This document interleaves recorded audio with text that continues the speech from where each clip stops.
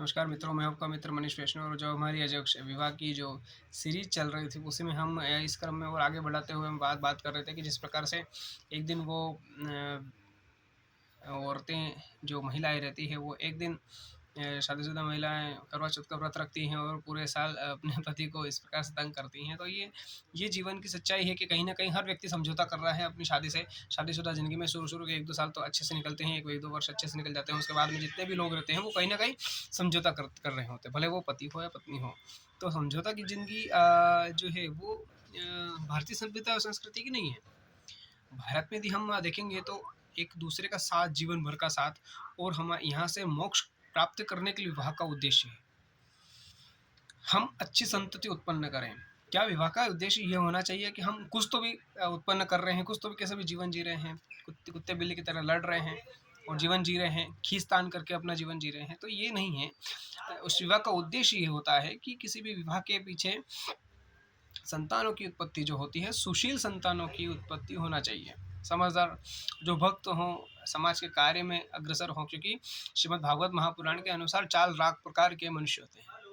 84 लाख जीवों में 4 लाख तो प्रकार के जातियाँ हैं कि इंसानों की होती हैं। 4 लाख प्रकार हैं कि वो किस वैरायटी के होंगे। तो उसमें हमको भक्त चाहिए, मानव चाहिए। यदि कुछ ऐसी कंडीशंस हैं, टर्म्स एंड कंडीशंस हैं जिनके होने पर ही हम मनुष्य कहलाने के योग्य हैं, बाकी सब तो मनुष्य रूपे मृगश्च चरन्ति, इस प्रकार से साहित्य कहते हैं। तो माता पिता को ये चाहिए शादीशुदा एक जीवन में कि जो संतति उत्पत्ति हो वो बहुत ही संस्कारी हो। संस्कारी संतति उत्पत्ति करने के लिए ही शादी की जाती है, विवाह किया जाता है और 7 फेरों के बंधन में हम बंधते हैं। मनोरंजन के लिए जीवन नहीं है, ब्रह्मचर्य के लिए है। अब आप बोलेंगे ब्रह्मचर्य, हाँ, अपने जीवन को संयमित रूप से जीवन का नाम ही, जीने का नाम ही एक आदर्श पारिवारिक समाज है और आदर्श वैवाहिक जीवन है। और उसमें पति पत्नी अच्छे विचारों के साथ में, अच्छे कार्य करने के साथ में एक दूसरे का साथ देते हैं। संतान जहाँ से गर्भाधान जो होता है ना, वो भी संस्कार में गिना जाता है। तो गर्भाधान में ये है कि आप अच्छे आचरण वाले रहें। जब एक महिला गर्भवती होती है तो अच्छी चीज़ें करें, ना कि रील खिसकाएँ, फ़ोटो खिसकाती जाएँ और इधर-उधर की चीज़ें करें। ना ईर्ष्या करें, ना झगड़ा करें, क्योंकि जगत विदित है कि अभिमन्यु ने अपनी माँ के गर्भ में ही चक्रव्यूह सीख लिया था। नारद जी ने जब हिरण्यकश्यप की जो पत्नी थी, उसको जब भक्त प्रहलाद उनको शिक्षा दी, तो भक्त प्रहलाद जो उनके गर्भ में थे, उन्होंने शिक्षा ग्रहण कर ली और वो ही जन्मने के बाद में वो शिक्षा जो माँ के गर्भ में दी हुई थी, वो संस्कारित हुई और वो भक्त प्रहलाद परम भक्त हुए और आज नरसिंह भगवान का प्रादुर्भाव हुआ। तो ये वहाँ हम आप सब जानते हैं। तो किसी प्रकार से हमारी संतति अच्छी बने, इसके लिए गृहस्थ जीवन का आरंभ करना होता है। तो विवाह का सबसे बड़ा उद्देश्य है कि हम अच्छे से जिएं, भगवान की भक्ति करें और मनुष्य इस ब्रह्मा के इस संसार में हम संसार को आगे बढ़ाएं, परंतु अच्छी तरीके से। हमारी संतान कुछ भी कर रही है, माता पिता का परम दोष होता है कि यदि आपकी संतान शराब पीने लग जाए, मनुष्य का जो स्वभाव है उसके अनुरूप नहीं चले और उसके विरोध में चली जाए। यदि वो कुछ तो भी खा रहे हैं, पी रहे हैं, कुछ तो भी सीख रहे हैं, आप बच्चों को स्कूल तो भेज देते हैं, पर वही बच्चे आपको बुढ़ापे में आपको बाहर निकाल देते हैं, घर से बाहर निकाल देते हैं। क्यों पता है? क्योंकि आपने उसको संस्कार नहीं दिए। संस्कार घर से मिलते हैं।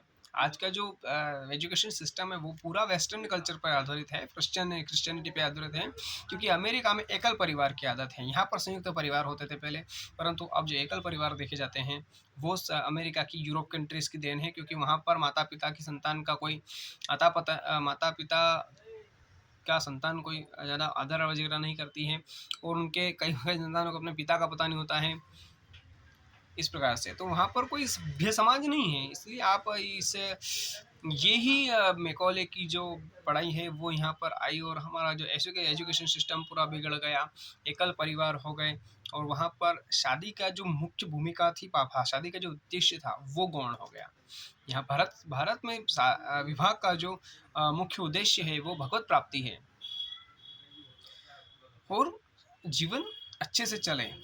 यदि नारी अपने पति की शक्ति बने और जीवन जीने के लिए नारी का एक उसका पति उसका सहायक बने, उसकी शक्ति बने, उसका सहारा बने, ये है एक दूसरे का सामंजस्य से जीवन चले। और ऐसा कहा गया है कि आंखों में देखकर पति पत्नी आपस में बात कर ले, एक दूसरे की बात समझ जाए अच्छे कार्य के लिए, कुछ चिड़े नहीं। और पति यदि गलत राह पे है तो पत्नी उसको सही करे, उसको बताए कि ये आपका मार्ग ये सही है। जैसे रावण कितना भी गलत था पर मंदोदरी जो थी वो उनको बिल्कुल समझाती थी कि ये आपका कर्तव्य है। ये पत्नी का कर्तव्य होता है कि वो समझाए पति को कि ये हमारा कर्तव्य है, ये नहीं करना, ये करना। आज भी देखा जाता है कि बहुत सारी पत्नियां अपने पति को सुधारती हैं। तुलसीदास जी को एक झटका दिया उनकी पत्नी ने और वो भगवान राम तक पहुंच गए। इतनी बड़ी उन्होंने विभूति प्राप्त की कि वो आज रामचरितमानस के रचयिता तो बने ही सही, भगवान राम के दर्शन भी प्राप्त हुए, हनुमान जी उनके गुरु बने। तो ये पत्नी की देन थी। तो पत्नी पति को मोक्ष मार्ग की तरफ अग्रसर करने के लिए है और पत्नी यदि कुछ गलत करती हो तो पति उसको समझाए कि ये गलत है। यदि पत्नी कहीं कमजोर पड़े तो उसको समझाए। अच्छा, माता पिता की सेवा करना अच्छी बात है, परंतु पिता की अपने पति के पिता की माता की सेवा करना भी एक पति धर्म है। कैसे? क्योंकि जिसकी आप अर्धांगिनी है वो उसके माता पिता हैं, तो उसका मलमूत्र तक उन माता पिता ने आपके पति का मलमूत्र तक उन्होंने उठाया है। अब इसको इस चीज़ का ध्यान रखकर उनके आज तक भरण पोषण 21 22 23 25 24 25 26 साल तक उन्होंने किया, उसके बाद में वो आपको मिले हैं। तो आपके जो भरतार हैं, आपके जो स्वामी हैं, आपके जो पति हैं, उनके वो माता पिता हैं, तो उनकी सेवा का कर्तव्य भी एक पत्नी का है। उनको भी अपने माता पिता के समान। परंतु यहाँ देखा गया है कि पत्नी अपने माता पिता को तो बहुत सम्मान देती है परंतु सास ससुर को नहीं देती।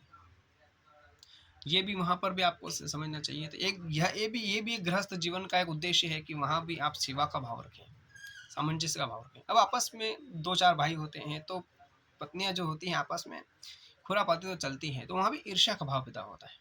तो हम अपना अपना ना कर कर ये तुम्हारा है, ये हम सबका है, ऐसा यदि भाव हम लाएंगे तो ईर्ष्या नहीं होगी, द्वेष नहीं होगा। यदि सामने वाली यदि दो देवरानी है और आपस में यदि वो ईर्ष्या करती हैं, ठीक है आप कीजिए, कोई समस्या नहीं है। वहाँ भी आपका प्रेम भाव रहेगा तो कोई समस्या नहीं आएगी, और अगर आई भी की सही तो उनको आएगी, अब हमको कोई समस्या नहीं होगी। धन दौलत तो सभी कमा लेते हैं, प्रेम कमाना बहुत बड़ी बात है। तो प्रेम से जो रहते हैं ना वही आपस में वही एक विवाह के उद्देश्य को फुलफिल करते हैं, पूर्ण करते हैं। तो विवाह का यहाँ पर एक उद्देश्य जो है वो ये भी है कि हम आपस में सामंजस्य रहें, शांति से रहें, सुख से रहें और गृहस्थ जीवन बढ़ाएं, धन की वृद्धि करें। और गृहस्थ का परम धर्म होता है कि वो साधु संतों की और जो अच्छा आचरण करने वाले हैं उनका पालन पोषण करें, उनकी असहायों की सहाय करें और अच्छे कार्य करें। गौशाला खुल रहा तो उसमें दान दें, उसमें जो हम कमाई के जो हिस्से हैं उनके कुछ हिस्से कर लें, उनको डिस्ट्रीब्यूट करें अच्छे कार्यों में, खुद के लिए भी लगाएं। अच्छी संतति, बच्चों को संस्कार अच्छे देने पड़ेंगे। आपकी संतति भक्त होना चाहिए। यदि आपकी संतति भक्त नहीं हुई तो आप दोषी हैं, आप नरक में जाने के भागी हैं। क्योंकि उसमें यदि आपके बच्चा कहीं गलत मार्ग पर निकल गया तो उस पर सबसे ज़्यादा दोष आपका है, क्योंकि माता पिता का ही सबसे ज़्यादा उसमें प्रभाव पड़ता है। जो घर में देखते हैं वही बच्चे बाहर जाकर करते हैं। इसलिए हमको ये बिल्कुल चाहिए कि हम किस प्रकार से हमारा जीवन उस विवाह के उद्देश्य को फुलफिल करें।